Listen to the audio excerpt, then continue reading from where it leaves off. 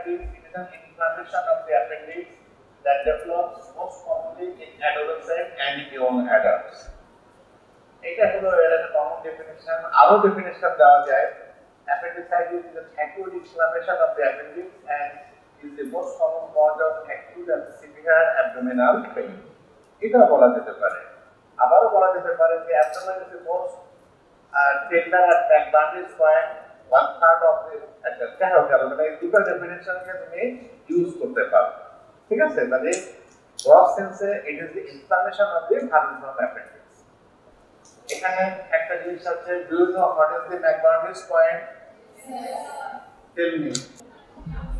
Yes, একটা line দিয়ে আমরা ইমাজিনারি লাইন টানি into iliac spine to umbilicus, এইটাকে যে তিনটা ভাগ করি, if you make it 3 part, then the junction of the lateral part and medial part, এটাকে আমরা বলি back bandage point.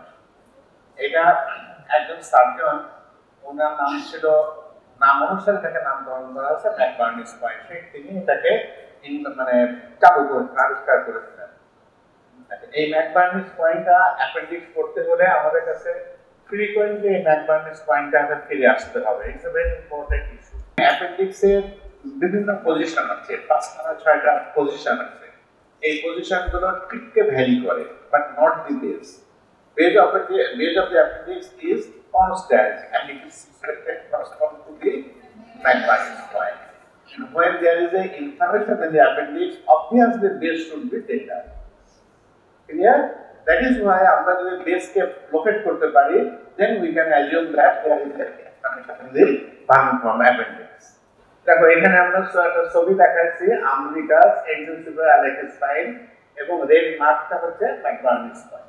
So, to become appendicitis, there are some risk factors exist. সবাই যদি appendicitis হয়, তখন আমার কি হয়েছে আজ অবধি হয়নি, বা tomorrow যে হবে না এর কোনো গ্যারান্টি নাই। But there are some risk factors, যদি সেগুলোকে এক্সিস্ট করে, আমরা তাহলে মনে করবো যে এই patient May suffer from appendicitis. What are the risk factors? First thing, infection, possibly stomach infection that has traveled to the site of appendix. কারণ যদি chronic stomach infective disease থেকে থাকে, this infection may syndromely transmit to the appendix and can create appendix inflammation there. তারপর আসছে কি obstruction such as hard pieces of stool getting trapped in the appendix, leading to infection of the appendix. আমরা anatomy knowledge থেকে জানি যে appendix has got a lumen, is it correct? And that lumen is continuous with the lumen of the cecum. So cecum is the site where stool formation begins. Is it correct?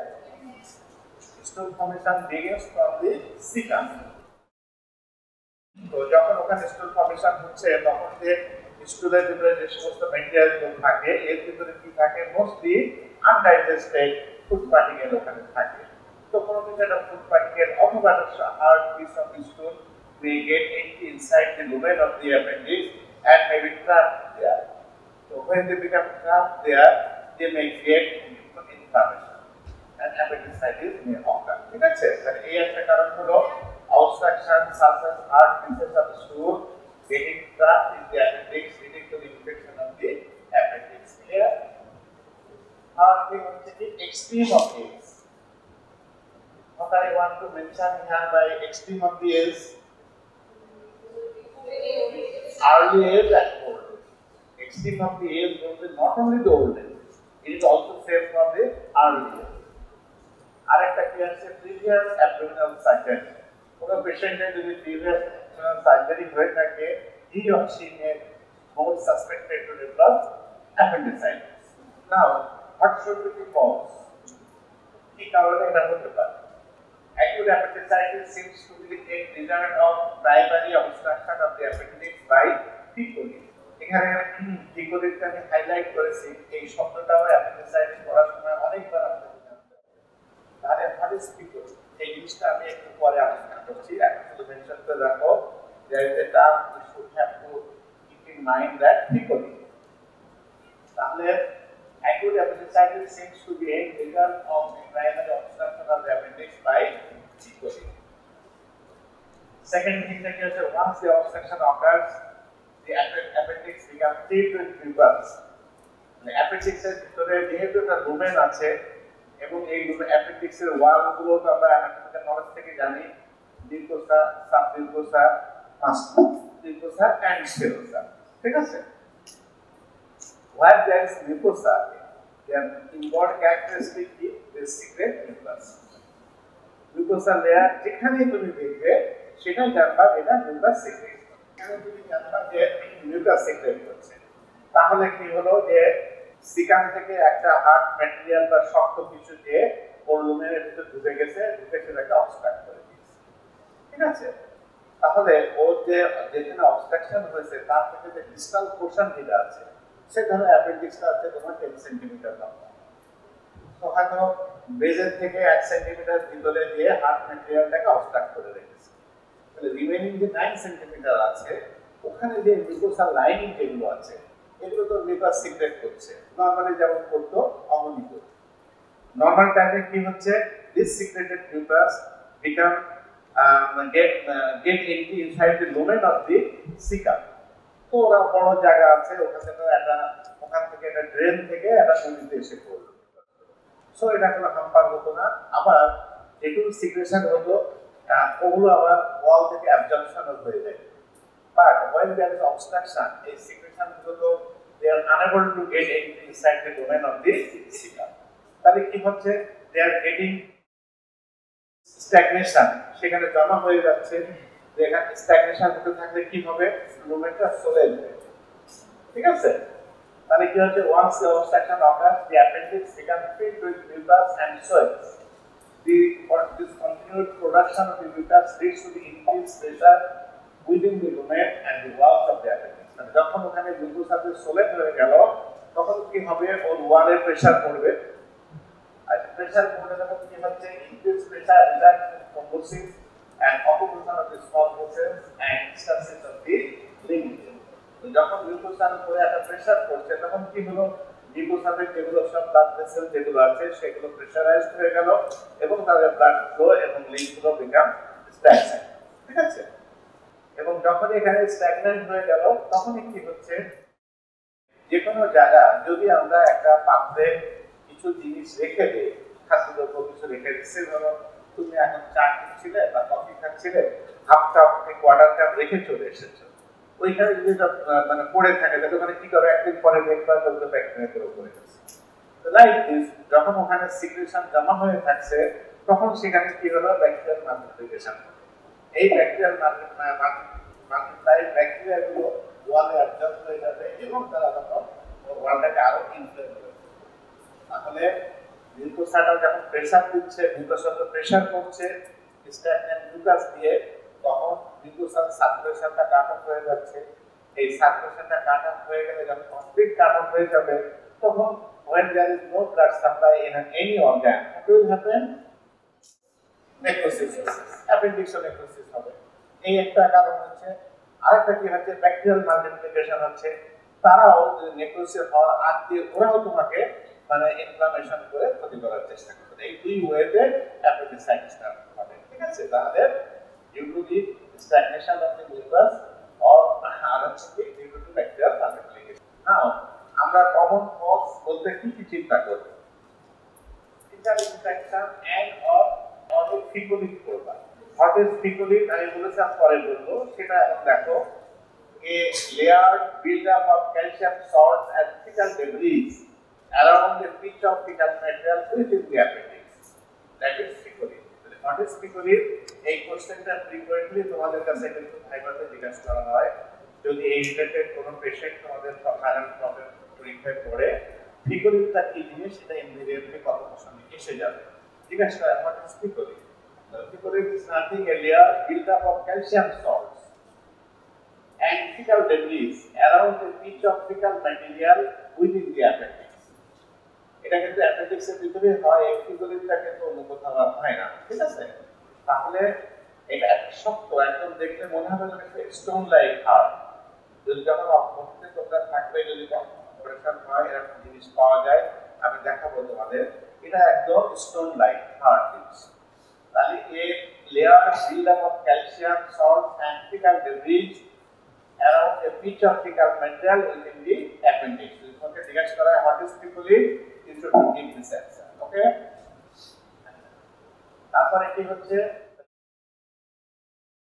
Faecal infection হতে হবে, তারপরে হচ্ছে কি ফিকুলিটি infection হতে হবে, অথবা লিম্ফার hyperplasia.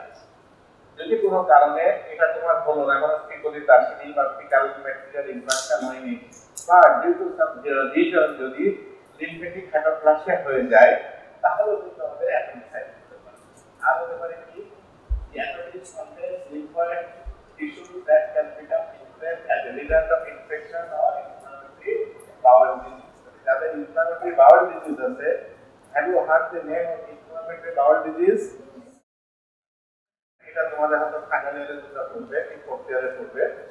তো এই inflammatory bowel disease যদি থেকে থাকে তাহলে সেখান থেকেও অ্যাপেন্ডিক্সটা ইনফ্লেম হতে পারে। আরেকটা কথা কি লিখেছি, প্যারাসাইটস।